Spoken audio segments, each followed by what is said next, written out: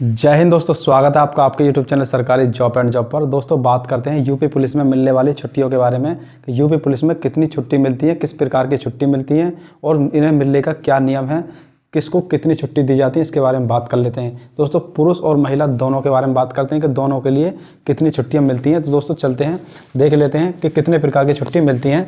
तो दोस्तों UP police में कितने प्रकार के अवकाश मिलते हैं उसके बारे में जान लेते हैं। UP police PAC, fire service हो या आपके जेल वार्डन हो, इन सभी में जो छुट्टी मिलती है सबको समान मिलती है। तो ये वीडियो सभी के लिए है। अगर आप इस वीडियो को देख रहे हो, अगर आप पीएसी से हो या फायरमैन से हो या जेल वार्डनर से हो या आप सिविल पुलिस से हो, तो सभी के लिए सेम छुट्टी मिलती है। तो दोस्तों जान लेते हैं। जो दोस्तों अराजपत्रित अधिकारी होते हैं यानी कि नॉन गजेस्टेड पुलिस ऑफिसर जो होते हैं, उनके लिए बात कर लेते हैं कि उनको ये छुट्टी कितने प्रकार की मिलती हैं। नॉन गजेस्टेड जो ऑफिसर होते हैं वो होते हैं आपके इंस्पेक्टर, दरोगा और कांस्टेबल। ये पद जो होता है नॉन गजेस्टेड के अंदर आता है, यानी कि अराजपत्रित अधिकारी के अंदर ये आते हैं। तो इनको जो छुट्टी मिलती है उसके बारे में बात कर लेते हैं। तो दोस्तों बात करते हैं पुरुष महिला दोनों में को कितने छुट्टी मिलती है उसके बारे में बात कर लेते हैं। तो अवकाश के जो प्रकार हैं वो लगभग 7 प्रकार हैं। अवकाश के 7 प्रकार हैं। 7 प्रकार के अवकाश यूपी पुलिस में मिलते हैं। तो जान लेते हैं कौन कौन से अवकाश हैं। तो पहला है दोस्तों आकस्मिक अवकाश यानी कि कैजुअल लीव, जिन्हें हम शॉर्ट में CL भी कहते हैं। उसके बाद है दोस्तों अर्जित अवकाश यानी कि एयरनेड लीव, जिन्हें शॉर्ट में EL भी कहते हैं। फिर है दोस्तों मेडिकल अवकाश, जिसे हम मेडिकल अवकाश ही कहते हैं, जिन्हें शॉर्ट में हम ML बोलते हैं। फिर है दोस्तों पैतृक अवकाश यानी कि पैटर्निटी लीव, जिन्हें हम शॉर्ट में PL भी बोल सकते हैं। फिर है दोस्तों मातृत्व अवकाश, इसे हम मैटरनिटी लीव भी कहते हैं, जिसे शॉर्ट में ML भी कह सकते हैं। उसके बाद दोस्तों रिवार्ड अवकाश यानी कि रिवार्ड लीव, इसे हम रिवार्ड लीव भी RL बोल सकते हैं, शॉर्ट में RL। फिर है दोस्तों अनुमति अवकाश, जिसे हम परमिशन लीव भी कह सकते हैं और इसे शॉर्ट में PL भी बोल सकते हैं। तो ये हैं आपके 7 प्रकार के अवकाश हैं जो आपको यूपी पुलिस के अंदर दिए जाएंगे। अब बात कर लेते हैं कि इनको कैसे कैसे दिया जाता है।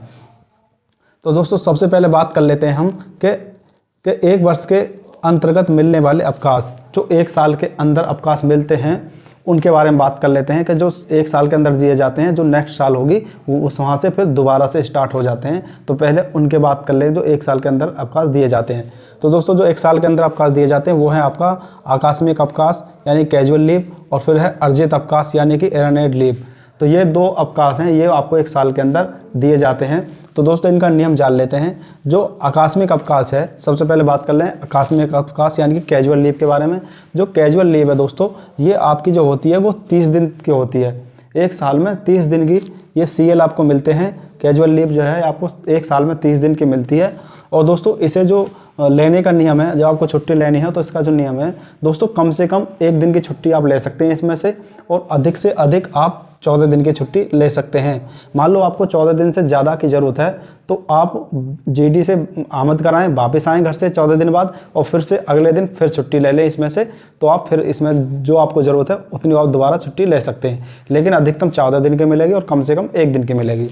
अब दोस्तों बात कर लेते हैं ये जो छुट्टी आपको कब ले सकते हैं। इस छुट्टी को आप 1 जनवरी, दोस्तों 1 जनवरी से आप 31 दिसंबर तक इस छुट्टी को ले सकते हैं।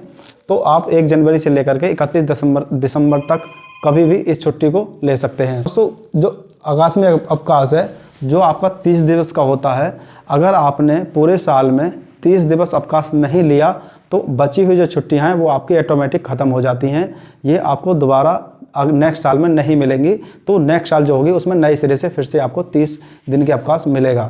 तो आपकी जो बची जो छुट्टी हैं वो निरस्त हो जाती हैं। अब दोस्तों बात कर लेते हैं, नेक्स्ट है अर्जित अवकाश। जो अर्जित अवकाश है दोस्तों, इसे हम एयरनेड लीव भी कहते हैं, शॉर्ट में से EL भी बोलते हैं। तो 31 दिन का होता है। 1 साल में 31 दिन की छुट्टी होती है। EL छुट्टी 31 दिन की होती हैं। और दोस्तों ये जो छुट्टी होती हैं, जैसे कि आपने इस साल 1 साल में आपको 31 छुट्टी मिलती है, आपने 1 साल में ये छुट्टी नहीं ली और नेक्स्ट साल में आप नेक्स्ट साल में पहुंच गए, तो फिर जो 31 दिन की छुट्टी ये और जो नेक्स्ट साल जो आपको मिलेंगे 31 दिन की, वो यानी कि 31 आपकी इस साल की और नेक्स्ट साल की 2 साल की आपकी छुट्टी हो जाएंगी, यानी कि 62 दिन की छुट्टी। तो आपकी 2 साल में 62 दिन की छुट्टी जुड़ जाएंगी। अब दोस्तों अगर आपको लेनी है मान लो, तो आपको वो कैसे मिलेंगी, तो वो सबसे पहले जान लेते हैं कि ये कब ले सकते हैं आप, या तो आपके घर में आपकी शादी हो, या आपके सिस्टर की शादी हो, या आपको घर बनवाना हो, या पिताजी का इलाज कराना हो, या अन्य कोई बड़ा काम है, उसमें आपको इन छुट्टियों को ले सकते हैं। और ये कम से कम 10 दिन की छुट्टी मिलती है और अधिक से अधिक 45 दिन की छुट्टी मिलती है। तो कम से कम 10 दिन और अधिक से अधिक 45 दिन की छुट्टी मिलती है। लेकिन आपको अगर 45 दिन से ज़्यादा ज़रूरत है तो आप घर से वापस आएँ, जीडी में आमद कराएं और फिर से जो आपको ज़रूरत है अगले दिन फिर से ये छुट्टी आप ले सकते हैं। और दोस्तों बात कर लेते हैं कि ये जो है आपके, अगर आप नहीं लेते हो तो आपके अगर 300 दिवस छुट्टी जुड़ जाती हैं, जब आप रिटायरमेंट पर जाओगे तो आपको इसका जो पैसा है 300 दिन का, वो पैसा आपको मिल जाएगा। अगर आप 300 दिन से अधिक जोड़ लेते हैं तो वो किसी काम की नहीं, वो ऑटोमेटिक ख़त्म मानी जाती है। सिर्फ 300 दिन का ही आपको इसका पैसा मिलेगा दोस्तों रिटायरमेंट के बाद। तो आप इसमें 300 दिन की छुट्टी जोड़ लें ताकि आपको रिटायरमेंट के बाद इसका पैसा मिले। तो दोस्तों ये तो हैं आपकी 1 साल के अंदर मिलने वाली छुट्टियाँ। अब दोस्तों बात कर लेते हैं कि पूरी नौकरी में कौन कौन सी छुट्टी मिलती हैं उसके बारे में। तो दोस्तों बात कर लेते हैं जो संपूर्ण नौकरी में मिलने वाले जो अवकाश हैं आपके, वो कौन कौन से हैं। तो संपूर्ण नौकरी में मिलने वाले जो अवकाश हैं, सबसे पहले बात कर लेते हैं आपका मेडिकल अवकाश। तो मेडिकल अवकाश है, ये आपको पूरी नौकरी में 180 दिन का मिलता है, यानी कि 6 महीना का मिलता है जो आपका मेडिकल अवकाश है। और ये जो अवकाश है, आपको अगर आपके साथ किसी प्रकार की कोई कैजुअलिटी हो जाती है तो आपके इलाज के लिए ये आप इसको 180 दिवस तक ले सकते हैं, यानी कि पूरी नौकरी में आप 180 दिवस यानी 6 महीने तक इसे ले सकते हैं। ये अपने ऊपर है कि आपको कितने दिन में ठीक हो जाते हो। मान लो 15 दिन में ठीक हो गए तो आप 15 दिन का ले लो, या 1 महीने में ठीक हो गए तो आप 1 महीने का ले लो। ये इस प्रकार से आपको, लेकिन आपको 180 दिन का पूरी नौकरी में मिलता है। अब बात कर लेते हैं दोस्तों, दूसरा है इसमें पैतृक अवकाश, यानी कि पैटर्निटी लीव। ये दोस्तों पुरुषों के लिए मिलता है, जब उनकी शादी हो जाती है और उनकी पत्नी के कोई बच्चा होता है, लड़का या लड़की जो भी कुछ भी होता है, तो उसमें पुरुष अभ्यर्थी 15 दिवस का अवकाश ले सकते हैं। ये 15 दिवस का होता है, तो ये 15 दिवस का अवकाश पुरुष अभ्यर्थी ले सकते हैं और ये 2 बच्चों तक मिलता है। आपके सिर्फ 2 बच्चों तक ही आप इसे ले सकते हैं, 15 दिवस का एक बच्चे पर और 15 दिवस का दूसरे बच्चे पर। तो ये साल में पूरी जो आपकी नौकरी है, पूरी नौकरी में ये 15-15 दिवस का 2 बच्चों पर मिलता है दोस्तों। अब नेक्स्ट बात कर लेते हैं दोस्तों, दूसरा है मातृत्व अवकाश, यानी कि मैटरनिटी लीव, जिसे हम MLV शॉर्ट में बोल सकते हैं। तो ये जो अवकाश है ये महिला अभ्यर्थियों के लिए मिलता है और ये लगभग 180 दिन का मिलता है। यानी कि जो महिला अभ्यर्थी हैं उनकी शादी हो जाती है, उसके बाद अगर उनके कोई बच्चा होता है, लड़का या लड़की जो भी कोई बच्चा होता है, तो उस पर ये 101 बच्चे पर 180 दिन के लिए मिलता है, यानी कि 6 महीने के लिए। और जो अगर दूसरा बच्चा होता है तो उस पर भी 180 दिन का ये छुट्टी मिलती है। ये छुट्टी सिर्फ 2 बच्चों पर ही मिलती है। आपके 2 बच्चों तक आपको 180 दिवस की ये छुट्टी मिलती है। तो बच्चे के पालन पोषण के लिए ये छुट्टी दी जाती है, 180 दिवस के एक बच्चे पर और 180 दिवस के दूसरे बच्चे पर। तो आप सिर्फ 2 बच्चों तक ही ये छुट्टी ले सकते हैं। अब नेक्स्ट बात करते हैं दोस्तों, जो नेक्स्ट है आपका रिवार्ड अवकाश, यानी कि रिवार्ड अवकाश होते हैं। तो ये अवकाश जो होते हैं आपको, ये दोस्तों ये जनवरी की परेड हो या 15 अगस्त की, यानी कि 26 जनवरी की परेड हो या 15 अगस्त की परेड हो, या फिर कोई गेम, आपने गेम खेला हो, गेम होते रहते हैं पुलिस विभाग में, आप या किसी गेम में गए हो, गेम खेला हो आपने, या किसी BVIP के यहाँ ड्यूटी की हो, BPIP की ड्यूटी की हो, तो वहाँ BPIP के द्वारा आदेश हो जाता है कि इनको हमारी तरफ से छुट्टी दी जाए। तो दोस्तों इस प्रकार से ये रिवार्ड लीव होते हैं। तो इसमें आपको लगभग 5 या 7 दिवस तक की आपको इसमें रिवार्ड लीव मिल जाती है।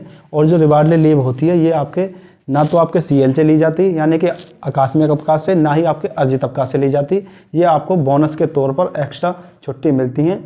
आप इन्हें 1 साल के अंदर इन्हें आप ले सकते हैं। यानी कि आपको जब रिवार्ड लीव मिल जाए, बोनस के तौर पर छुट्टी मिल जाए, मान लो आपको 5 दिन मिले या 3 दिन मिले, तो आप उस दिन से 1 साल के अंदर इस छुट्टियों को ले सकते हैं कभी भी। अब दोस्तों नेक्स्ट बात कर लेते हैं अनुमति अवकाश। दोस्तों जो अनुमति अवकाश होता है ये 23 घंटे तक मिल सकता है, वो भी आपके उच्च अधिकारियों के द्वारा जब उच्च अधिकारी आपको अनुमति दे देंगे तो तभी आप इसे ले सकते हैं। और जो ये अवकाश है इसके लिए आप फोर्स भी नहीं कर सकते हैं। अगर अधिकारी ना चाहे तो आपको नहीं मिलेगी, अगर अधिकारी चाहें तो आपको इसे दे सकते हैं। तो इसमें आपको 23 घंटे तक का समय मिलता है। आप उनकी अनुमति लेकर के आप 23 घंटे में अपना जो कार्य है उसे करके वापस आना होता है। तो दोस्तों ये तो है कि आपकी जो यूपी पुलिस में मिलने वाली छुट्टियाँ हैं। अगर दोस्तों कुछ बच गया हो तो आप कमेंट कर दें। अगर आपको कुछ जानना है तो आप कमेंट के द्वारा हमसे पूछ सकते हैं। तो दोस्तों ये तो थी यूपी पुलिस में मिलने वाली छुट्टियाँ और उनके बारे में आपको हमने बता दिया है। आप जान गए होंगे कि आपको कितने प्रकार की छुट्टी मिलती हैं। तो दोस्तों अगर आपने अभी भी हमारा चैनल सब्सक्राइब ना किया तो प्लीज़ चैनल को सब्सक्राइब कर लें, बेल आइकन को दबा दें ताकि हमारी जो वीडियो है आप तक पहुंच सके। दोस्तों इस वीडियो में इतना ही, मिलते हैं नेक्स्ट वीडियो में। तब तक के लिए थैंक यू, धन्यवाद।